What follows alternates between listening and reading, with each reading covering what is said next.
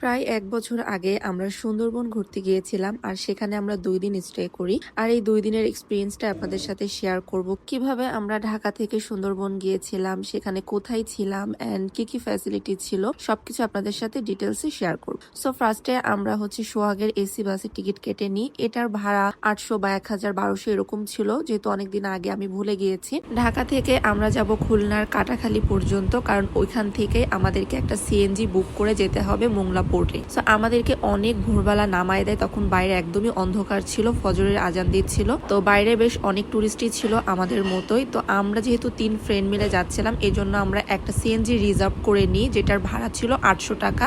আমাদেরকে কাটাখালী থেকে মোংলা পোর্ট পর্যন্ত নিয়ে যাবে। সো এই যে আমাদের ৩ জনের অবস্থা, সারা রাত ট্রাভেল করে প্রচন্ড ঘুম পাচ্ছিল, তাকাতে পারছিলাম না সকালে। সো বাইরেটা দেখতে পাচ্ছেন কিরকম অন্ধকার ছিল। আস্তে আস্তে অনেকটাই সকাল হয়ে যায়।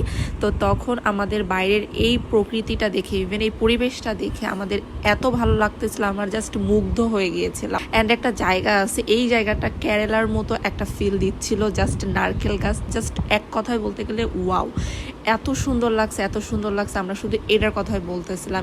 এরপর আমরা ওইখানে মোংলা পোর্টে পৌঁছে যাই। তারপরে আমাদের প্রচন্ড ক্ষুধা পাই, এজন্য আমরা একটা হোটেলে নাস্তা করে নিই। এখানে পরোটা আর ডাল ভাজি ছিল। সো আমরা যেহেতু কখনো এরকম ট্রাভেল করিনি, ফার্স্ট টাইম ছিল, এই জন্য আমাদের অনেক বেশি টায়ার্ড লাগতেছিল।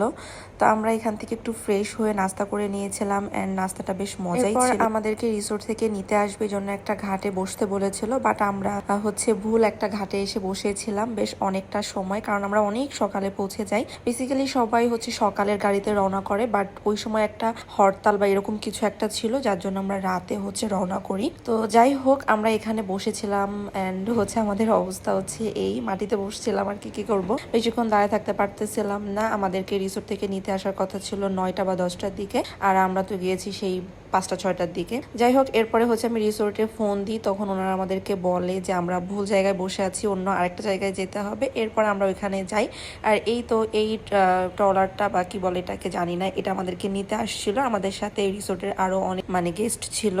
এটাতে করে আমরা সবাই একসাথেই যাব। তো এখানে ওঠার পর আমাদের একটু ভয় লাগতেছিল যে আল্লাহ ডুবে না যাই। যাই হোক, আসলে এরকম এক্সপিরিয়েন্স ছিল না, এই জন্য এরকম মনে হচ্ছিল।